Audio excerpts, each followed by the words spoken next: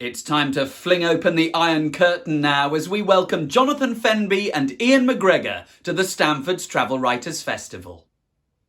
Hello, everyone. Thank you for joining Jonathan Fenby and myself for this talk on from the World War II to the Cold War and the end of the Cold War. My name's Iain MacGregor. By day, I'm a publisher of nonfiction, mainly history, and Jonathan and I have worked together for quite a few years, and I've been lucky enough to publish a few of his books. The last one of which we will be talking about in this presentation, which was called Crucible, which looks at how the modern world we see today was formed after the end of the Second World War. And we will lead into a subject that's close to my heart, which is Berlin, the split of Germany into East and West, and how it obviously was reunified in 1990 once the Berlin Wall had fallen the year before. So my book is called Checkpoint Charlie.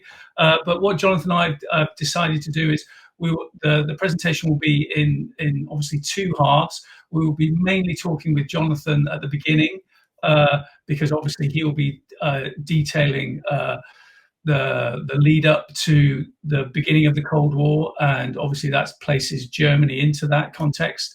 And then the second half of the presentation will obviously be talking about how Germany suffered after the Second World War throughout the Cold War, how the Berlin Wall was constructed, and then we quickly skip forward to how the Berlin Wall fell and what the world is like, how we see it today. So, Jonathan, if I can begin, can I first ask you actually, because a lot of people watching this won't know, what decided you to write a book like Crucible? Well, to bring it back to you, Iain, it was your suggestion of a book on the beginning of the Cold War, how the Cold War started. And when I began to look at that, I realized how many other things were going on around the world at the same time as the beginning of the Cold War. That's to say, particularly in a period of only 1 year, from the summer of 47 to the summer of 48. So my book, Crucible, which is my 20th book, I might say, is really a global history of how the world evolved after the Second World War, and it includes, obviously, the Cold War as a main element in that.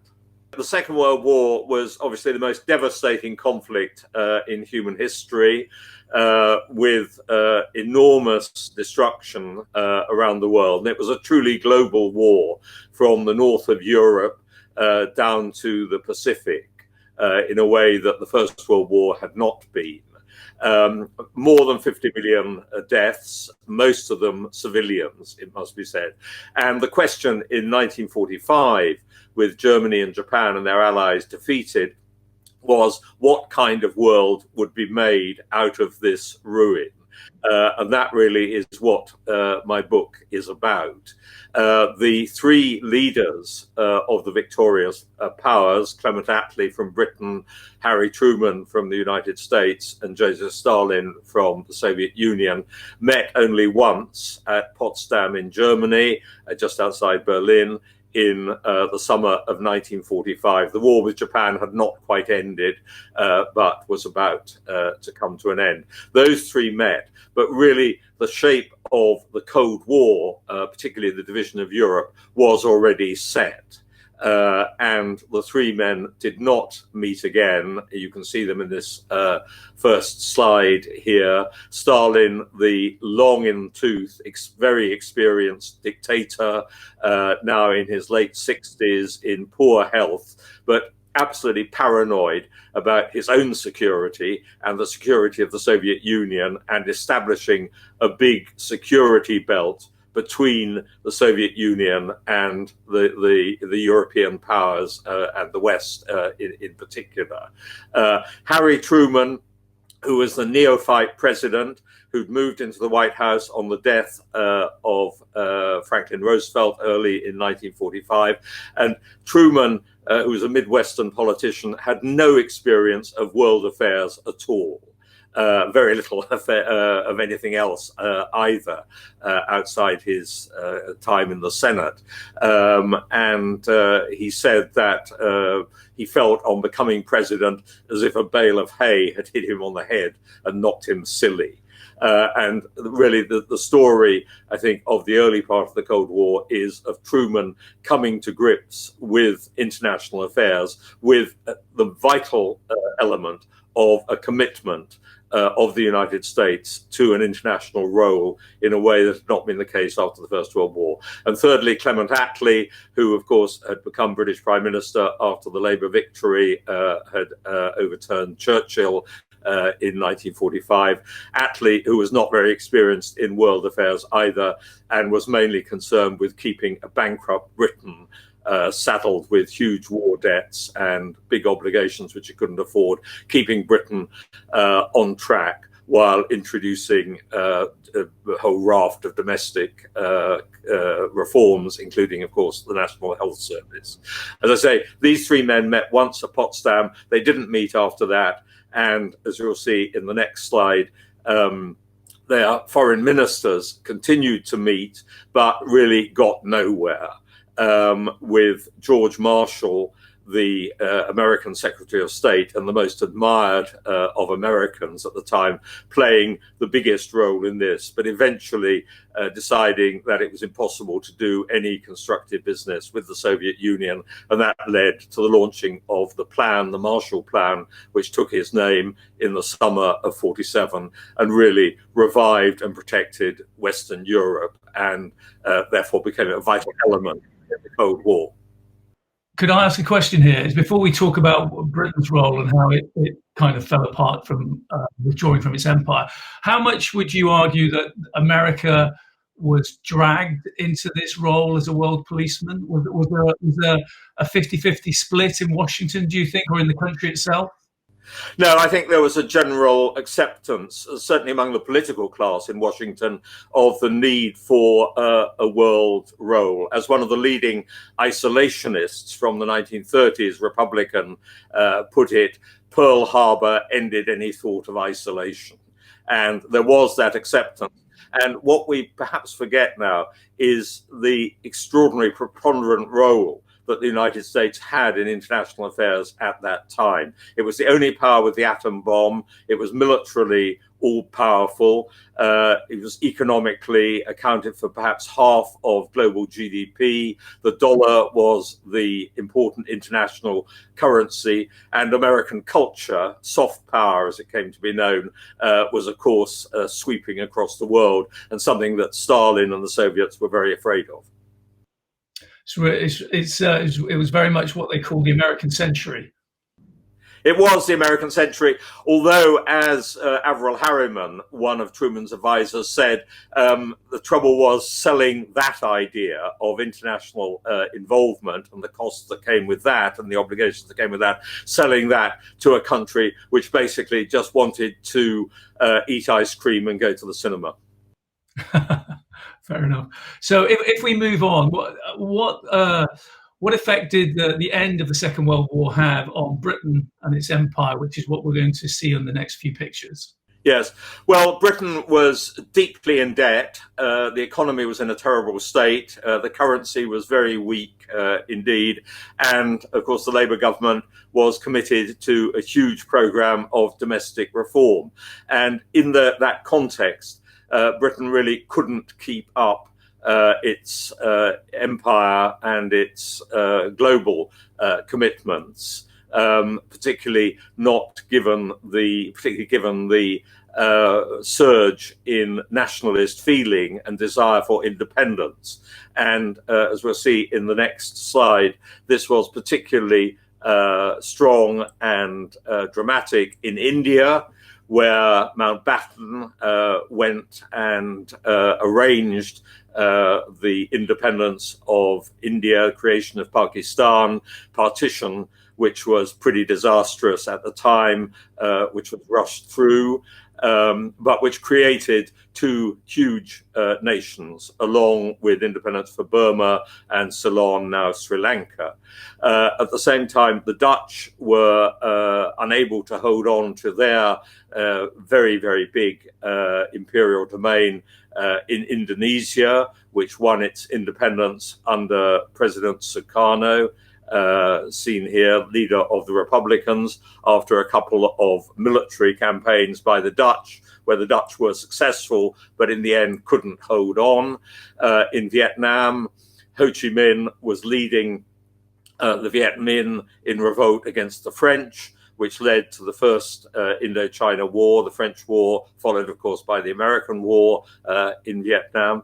And in the Middle East, the British withdrew from the mandate they had held on Palestine, handed that issue back to the United Nations. Partition was decided, and the State of Israel was created amid a great deal of violence, terrorism, and that led to the first Arab-Israeli war, which the Arabs had been expected to win, but Israel held on and emerged as victor. And we see in the slide here David Ben-Gurion declaring the creation of the State of Israel in 1948.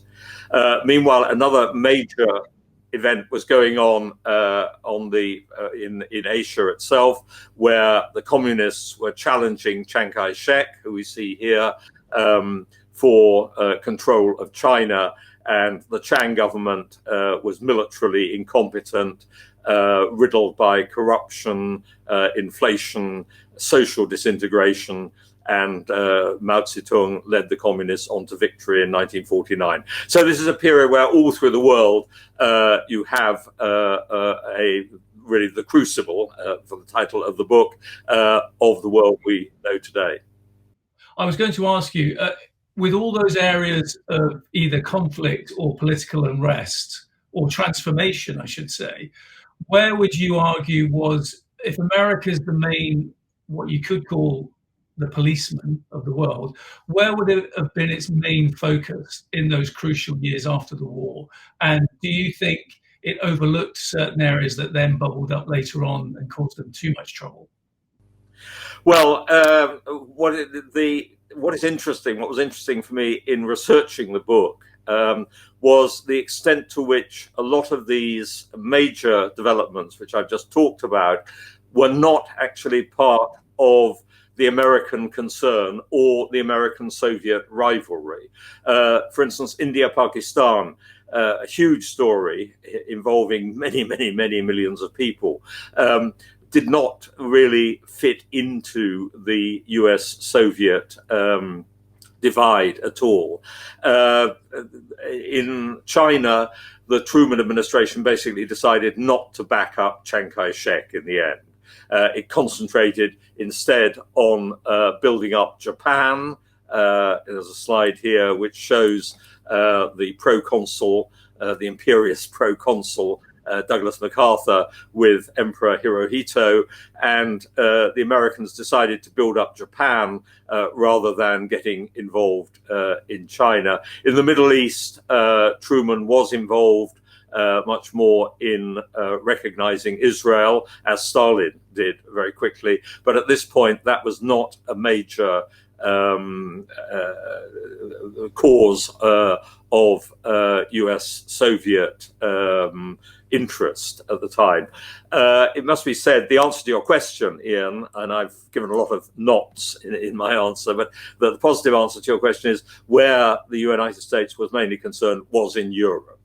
And this was because Stalin had taken a very tough line in imposing Soviet control over Central and Eastern Europe. One had, as you'll see in the slide here, the putsch in Czechoslovakia, the last quasi-democratic country in Central Europe, which really made the Soviet bloc a fact of life for the decades to come. The only hot war in Europe was in Greece, where the communists were rebelling in the north of Greece on the frontier with Yugoslavia and Albania, and the United States decided to get involved there to send direct aid. In the name of protecting democracy. They could have chosen a rather better case than Greece and Turkey, because Turkey was under a military autocrat and Greece was run by a cabal of pretty corrupt politicians, it must be said. But Europe was certainly the focus.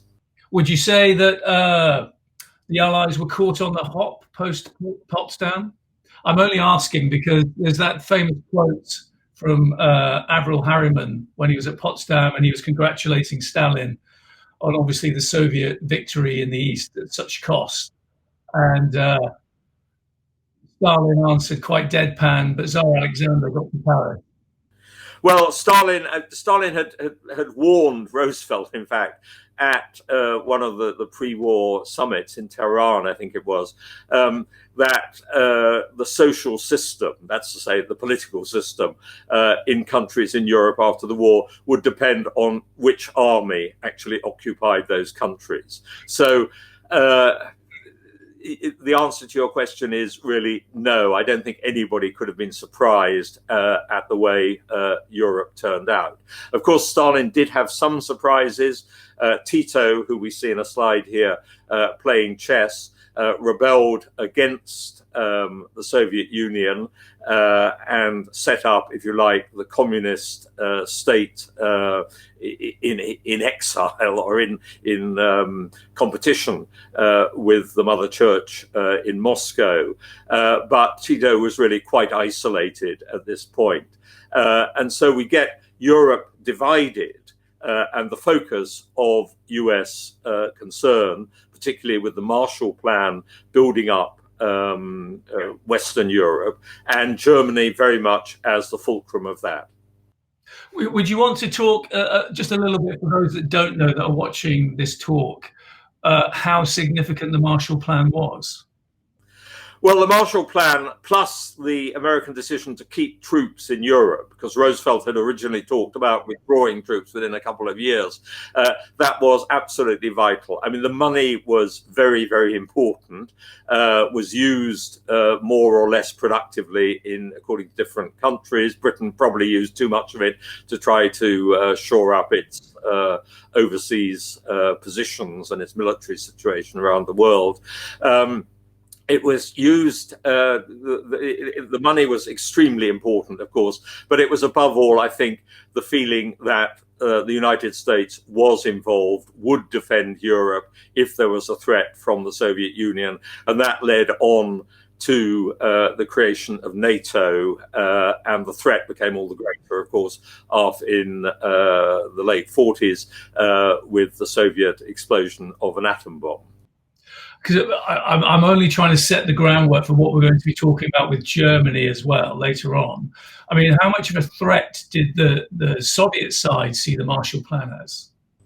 Well, certainly Stalin did see it as a threat. There's a lot of controversy about whether any of the countries in the Soviet orbit would have been allowed to take Marshall Plan aid. Poland probably wanted to. The Czechoslovak government certainly wanted to. And Stalin called the Czech leaders to Moscow and told them basically, this is a question of friendship. If you take Marshall aid, you won't be my friend anymore. And they knew what that meant. Yeah, exactly. And do you want to, should we briefly outline what the Soviet response was in an economic package? Yes, well, the Soviets formed an organization called the Cominform, which was based to make sure of the loyalty of the communist governments through Eastern Europe, many of which had had quite a rocky time establishing themselves and depended on the Red Army to do so after 1945. And there was some economic aid that went with that, but nothing like the sums that the United States poured into Western Europe. And remember, in Western Europe at this point, there were very strong communist parties in both France and Italy.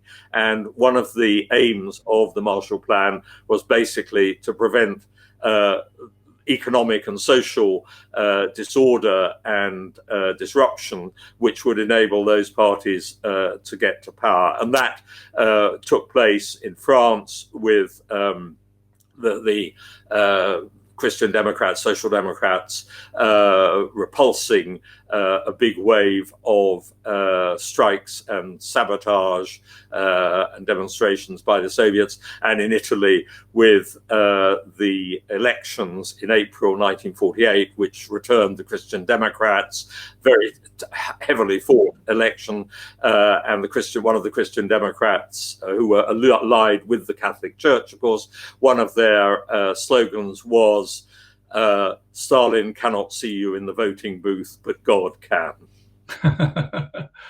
I mean, obviously I'm biased because I edited the book Crucible. I think it's a fantastic book. The breadth and the scope of what you talk about, and the characters, the policies, the dramatic events that all come into play. It's a rich tapestry of history. I recommend everyone who's interested in this area to buy it. It'll give you such an amazing fundamental background knowledge of this period. But I was going to ask you, Jonathan, because I don't think I ever have asked you this. Was there anything in the research that surprised you in terms of people or what the policies that they implemented, or any dramatic events that you had an opinion of, but something changed your mind in the research? Well, I think what the dominant character, in a sense, in the book. I mean, there are lots and lots of episodes which I found absolutely fascinating, including the putsch in Czechoslovakia, and what I think was the murder subsequently of the foreign minister, the leading democratic figure, Jan Masaryk, which was fascinating. Two things that came out of this in the research. One was that Stalin was actually much more cautious than one might expect. I mean, one has this image of the brutal dictator who crushed everybody, but in fact, he hesitated, and although he was already, as I say, in his late 60s, he was willing to take time. The probability of a Soviet military attack on Western Europe, I think, was greatly overdone at the time. But the character who comes out of the book for me was most interesting was Harry Truman, because this really, and the book I hope shows this in lots of ways, this is Truman growing into the presidency as a true world leader. Throughout. I mean, at the beginning, Truman is very, very uncertain about what to do. One day he wants to get on with the Soviets. The next day he's very rude to Molotov, the Soviet foreign minister visiting Washington. He's finding his way all the time. And one of the most interesting parts of the research was unearthing and reading his letters to his wife, where he really lets his hair down, and sometimes alone in the White House, because she's back in Kansas City, in Missouri, writing her letters saying, what's going to happen? Is the whole world going to go up in flames? Is everything done for? He's really, really worried there. And that for me was the most interesting part, a little bit of the book. Okay, so if we could move on, I mean, do we need to talk about Yugoslavia at this point? Because that was the one, I suppose. No, as I said, Tito was, doing his own thing on his own way. In a sense, he was too like Stalin. He was an individualist who wanted his own way, and so on. But what I was saying earlier, and here we can come to specifically to Germany, was that Europe was the center of US concern, of Western concern. Britain, Ernie Bevin, the foreign secretary, after the breakdown of the foreign ministers' talks in London at the end of 47, was very intent on building up a West European alliance. And you get NATO coming out of this. You get the Marshall Plan, which is for Western Europe as a whole, but particularly wants to build up the Western sectors of Germany, the American, British and French zones there, as the essential center for a European revival and resistance to the communists, not simply in military terms, but also in economic and social terms. So we get a Europe that's divided and a Germany that is divided. And in the western part of Germany, the revival of democratic parties. On the slide here on the left, we see Kurt Adenauer and Kurt Schumacher, the Christian Democrat and Social Democrat leaders. The Christian Democrats backed by the Americans, but the Americans also would get on with the Social Democrats, who they saw as quite a good bulwark against the communists. But Germany in a terrible state at this point, of course. Berlin, much of Berlin devastated. And Stalin's last throw, which comes in the summer of 1947, where Berlin, which is in the Soviet sector of Germany, the Soviets try to blockade Berlin in order to increase their influence and power there.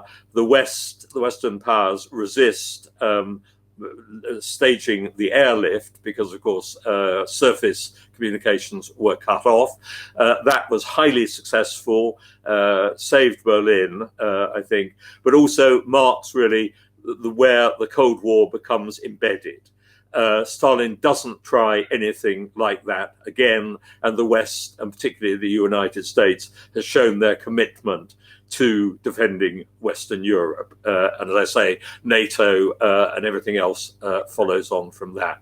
So Berlin becomes, I think, the center of this story from now on. So over to you, Iain. I was always amazed actually with the research that I did on my book and Berlin and the Berlin Wall.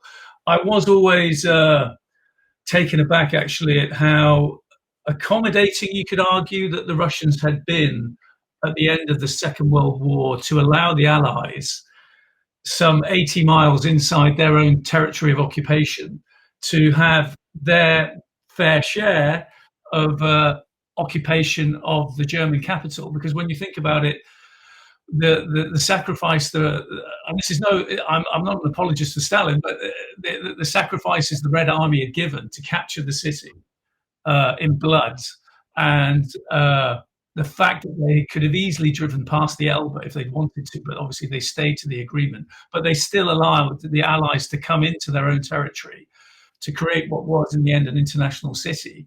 I find astounding.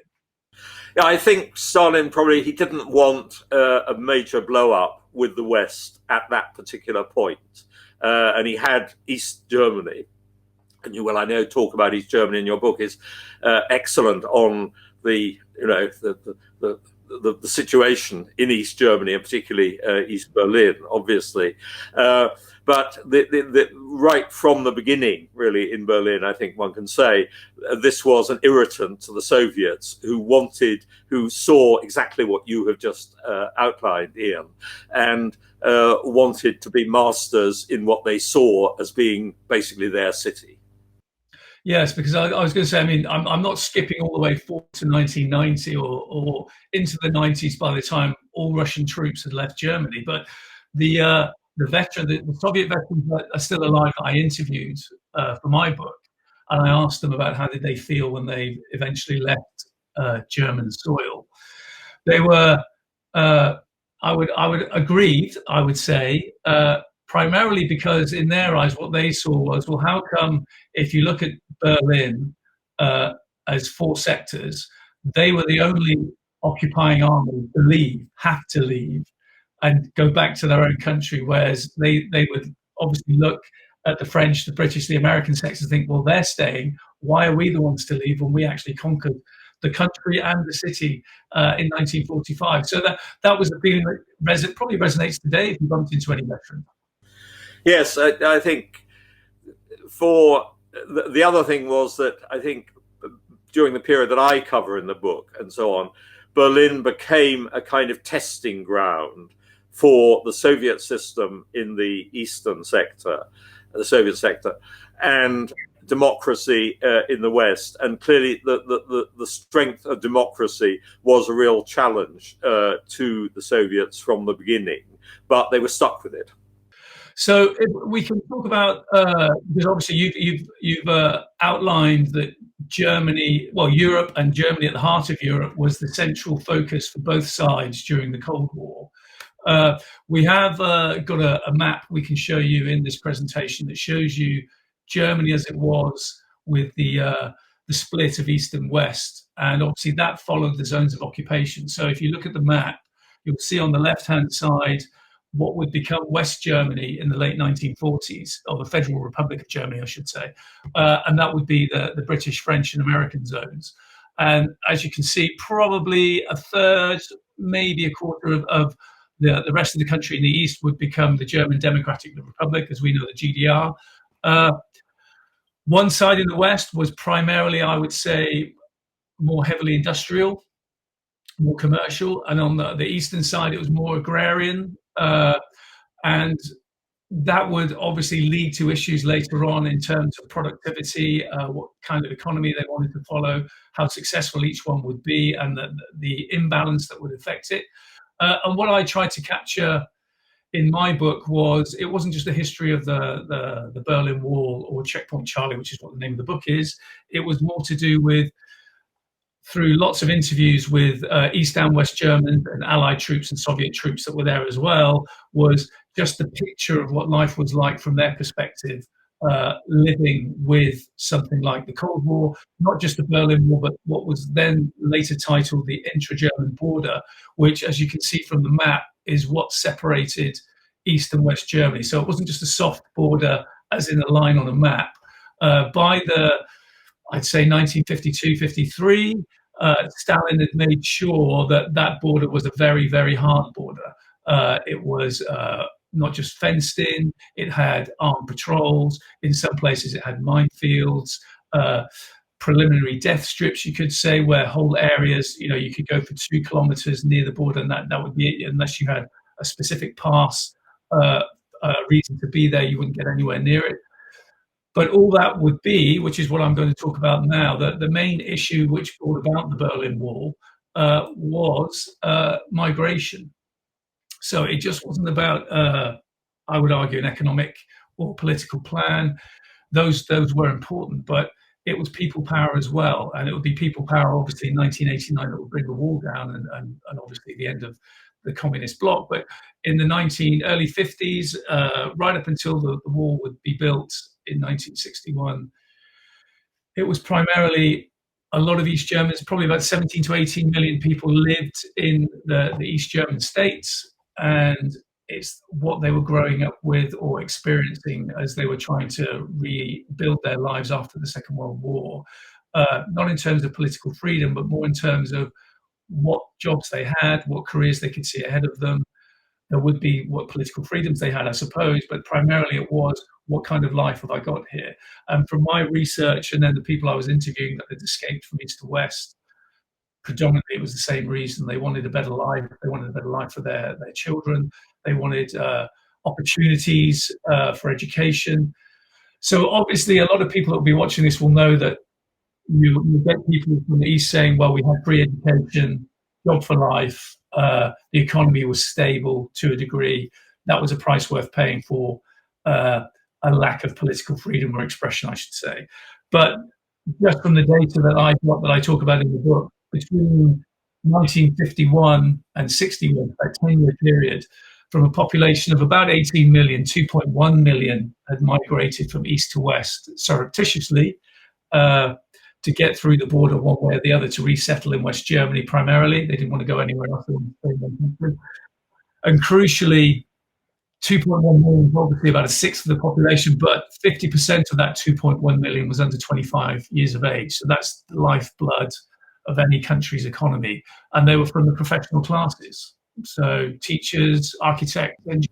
Iain, if I could break in, I mean, obviously one of the strengths of your book, which is a very, very good book indeed, and I urge everybody to read that too, is the interviews you've done and the kind of the way ordinary people lived and reacted. How much loyalty do you think there was to the East German, the GDR state as such?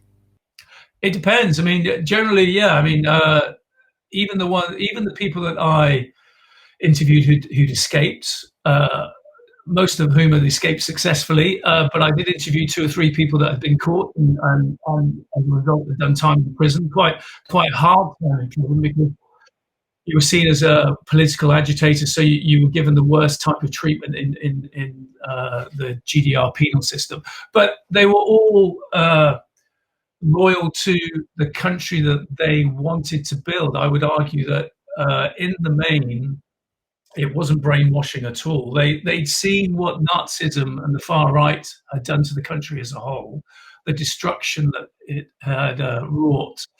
And much like, say, Britain, with Churchill being supplanted by a Labour government that then brought in the welfare state, that seemed to be, from what I was talking to these people, very much the same kind of feeling in Germany. They wanted to rebuild the country in a very democratic way and rebuild from the bottom up. So they wanted to have a bigger say in the institutions. They wanted to have a more equality in their society.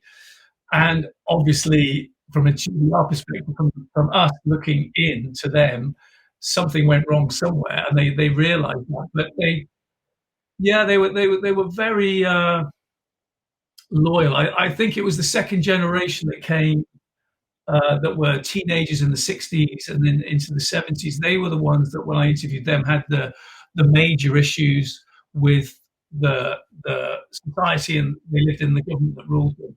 They wanted, obviously, much more freedom, especially in terms of travel, of what they could do. And it was that generation that really pushed to bring the wall down and change the country fundamentally.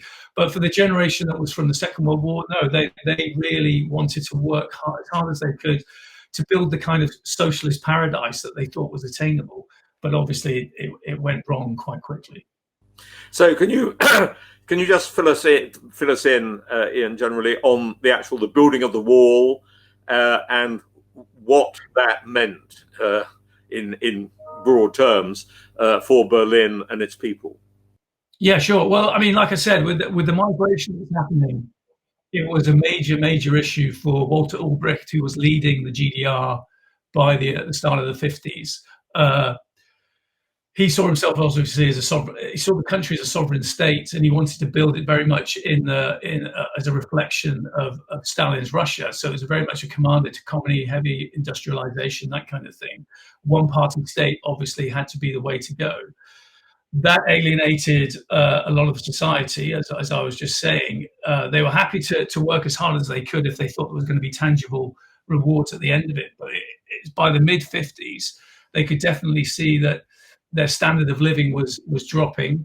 Their hours of work were heavily increasing, but there seemed to be no end in sight to this. And that's where the problem started. And obviously, lots of people that are watching this might know of the uprising in East Germany in 1953, which was a workers' rebellion against what I was just saying about too many hours, not enough pay.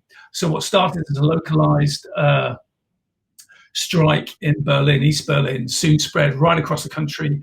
That was only really suppressed by the Russians flexing their military muscles, because obviously in East Germany, by the mid-50s, and they'd be there right the way through to the end of the Cold War, you had something like 300,000 Russian troops, about 3,000 tanks or armored vehicles, various fighter squadrons. The country was heavily militarized with Russian forces. So it was brutally put down.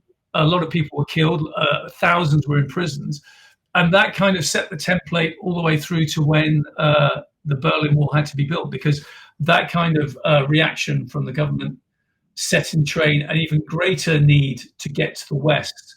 So tens of thousands per month, every month, right up until August 1961, when the wall was built, were leaving. And the loophole they could leave through was obviously Berlin, as what we just discussed earlier. That was the thorn in the flesh of the Russian government, now led by Nikita Khrushchev, who'd taken over from Stalin by the late 50s. So Walter Ulbricht, who's running the country, is obviously going to Khrushchev saying, I've got my people leaving in droves. We need to stop them somehow. We need to close Berlin. I've closed the intra-German border. They can't get through there. But the loophole that they can get through is this open city.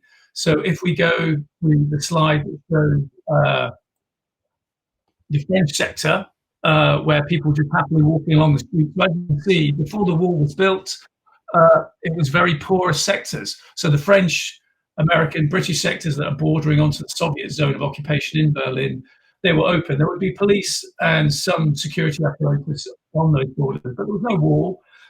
There was 81 official crossing points through the city. And like any city, so we live in London, any city, you crisscross the city constantly, obviously, unless you're in a pandemic in lockdown. But you'll be on the train, you'll be on the bus, you'll be on the underground, you'll be walking, you'll be driving in your car. You go to work, you might have a hospital appointment. People in Berlin were crisscrossing the city all the time, very freely.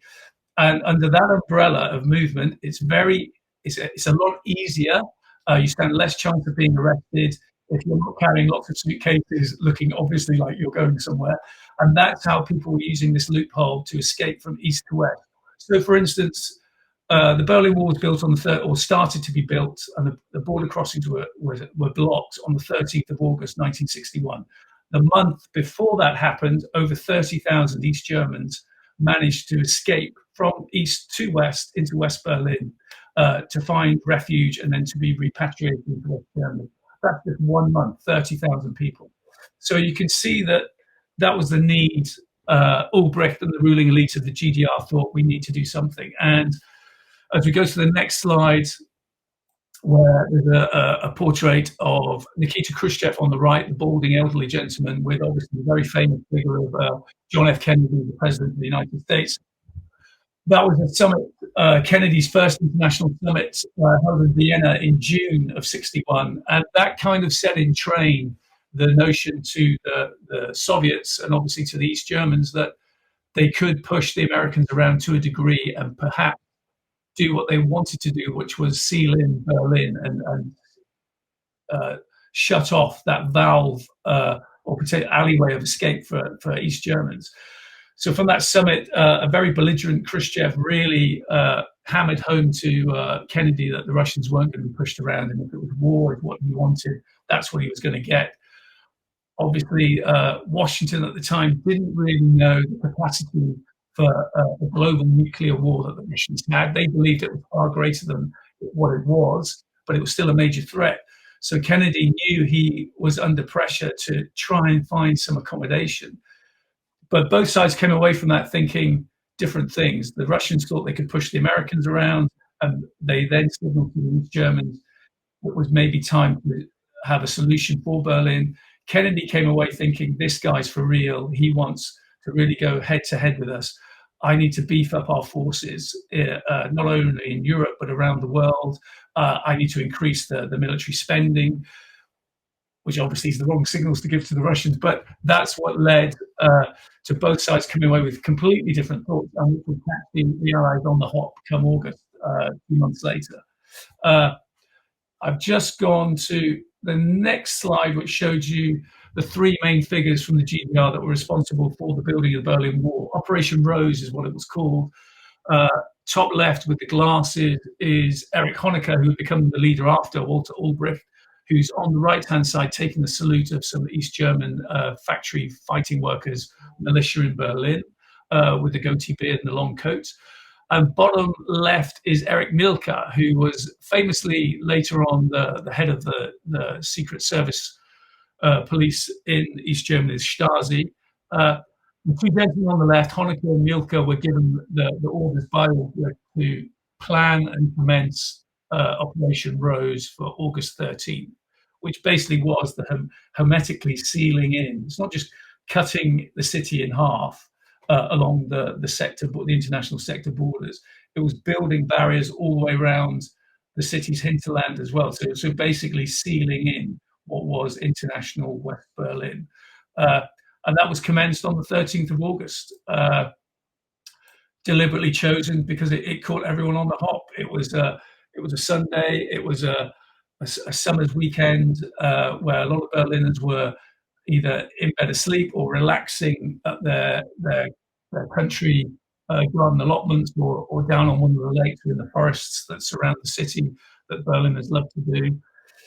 and it was deliberately chosen. So midnight, 1 o'clock in the morning, that's when the workers started. And the photo I've got here are factory fighting workers, militia from East Germany guarding the Brandenburg Gate with water cannon behind them.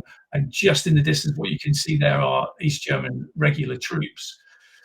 So what happened there was over 40 to 50,000 troops and militia and workers descended upon the city at the crossing points. And I'd mentioned earlier there were 81 crossing points, 193 streets to be severed.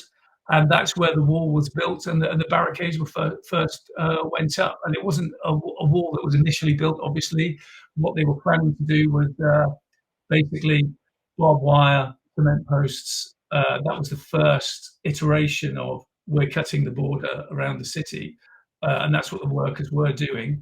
And that picture I'd shown you earlier on of the militia armed with machine guns, they were primarily watching their own people. They may be looking at their allies, but they weren't expecting really a heavy Allied response.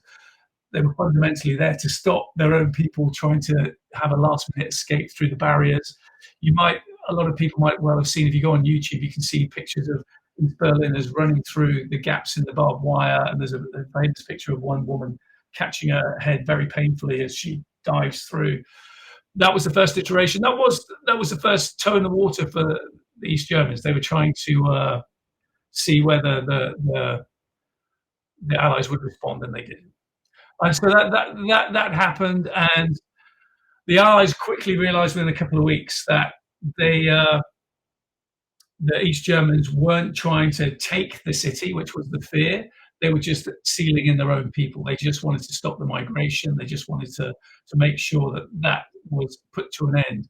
And as Kennedy famously said weeks afterward, a wall is a hell of a lot better than a war. As soon as they realized that was the only steps they were taking, as long as the Allies respected their right to free movement around the city, which had been agreed at Potsdam, it wasn't put in writing. It was at Stalin's kind of whimsical behest that yes, you can still have free travel, military and political forces can still use the Soviet sector as long as we can come into yours. As long as that was upheld, the Allies were very happy to let things stand. And that would go on for the next 28 years. And that's the kind of thing I was talking about. So in my book, what I talk about is I capture that moment over the crucial first few weeks that summer of August, of people that either lived in the East Berlin sectors that were watching it go up, some who tried to escape, some who actually helped build it, Soviet guards and Russian and East German guards that helped build it. But obviously, I've also interviewed American, French, and British border guards that actually watched it go up as well and were helpless to try and stop it. I'm blathering on about the Berlin Wall at the moment, but I think it's important to realise that, as far as I'm aware, my generation, which is why I found this so fascinating, and why Jonathan Crucible is really very vital to read to understand why this happened, is my generation, the Berlin Wall was like the Himalayas. It was so physical, so impenetrable. It was like it was never going to go away. And the same goes for the Iron Curtain too. So the fact that it's so dramatically disintegrated, very unlike China, a lot of you know, in Tiananmen in 1989, where there was huge bloodshed with a crackdown of suppression and brutality that still lives with us today, with what we have to deal with the Chinese government that we've got at the moment. But in Eastern Europe, especially with Germany, Poland, Czechoslovakia, the fact that these things happened and the collapse of the Soviet Union back to Russian borders, that happened almost, you could argue, bloodlessly, or not on the level of the Chinese repression, I think it is incredible. It is. The question is, what legacy has that left? Do we read, the quotes loss of East Germany and Eastern Europe into Putin's present ambitions from Russia? Is the past another story or not? I would say that it depends on from a German perspective, it depends who you're talking to in which part of the country.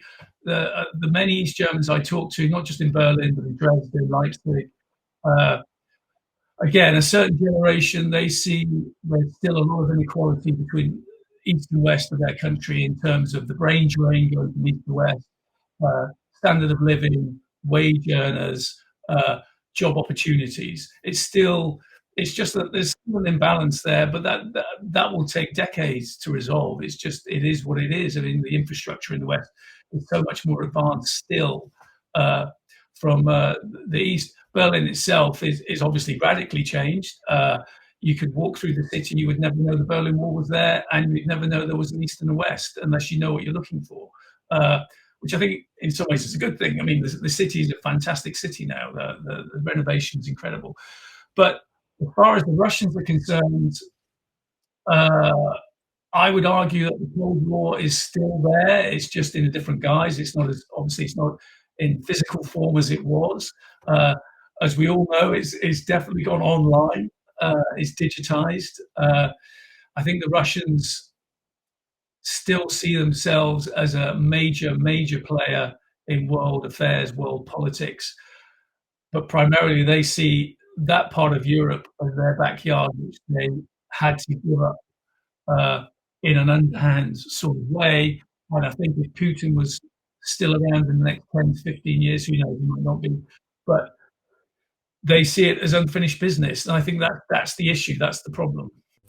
Yes, because we get a number, I mean, the two books we've been talking about are still, I think, with us today in what you've just said, Iain, as regards Russia, Germany, and Europe. Certainly the revival of Europe, the legacy of the Marshall Plan is there, particularly in Western Europe, leading on to the European Union, NATO, and everything else. But then also what I took away from Crucible was the extent to which the developments during the period I cover in my book last to this day. India and Pakistan remaining great nations, but at loggerheads, the communists remaining in power in China, Israel and the Arabs again at loggerheads, the independent countries which came into being as a result of that process. The world really has been formed by its relatively recent history. Yeah, I agree, and I think to finish on, I think with Germany, I think it'll be very interesting, and it obviously affects how Germany is going to look over the next decade. Who replaces Merkel? Because she's been a very steady hand on the tiller for these past few years, and obviously with Britain now withdrawing from Europe, Germany will obviously play a bigger part, have a bigger say, bigger than what it's got at the moment. But that to me is the fundamental issue with Germany at the heart of Europe. Whoever takes over, whichever party takes over and has a longer time in office, as Merkel has had, will determine how they treat the West, but also fundamentally what their dealings will be with Russia.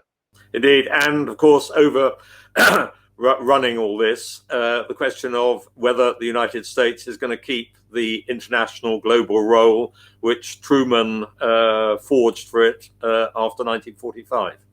Perhaps we can end on that note. Who knows what will happen after Biden's gone, but we'll see. It's been great to talk to you, Jonathan, and I hope everyone's got something from what they'd like to hear about this subject. And like I said, I can't recommend Jonathan's book highly enough. It's a fantastic book. It's if you need to know about the early days of and me yours. Thank you. But post-war, the world order post-war it's a fascinating subject. Thank you. Keep well. Keep safe. As a history lover, I'm always struck by how very close events like that can feel and how they continue to resonate. Thank you to Jonathan and Iain. Indeed, keep well, keep safe, and keep reading. Crucible, The Year That Forged Our World by Jonathan Fenby and Checkpoint Charlie by Iain MacGregor are both available to buy, together with many of their other books covering everything from bike races to the Battle of Waterloo at stanfords.co.uk.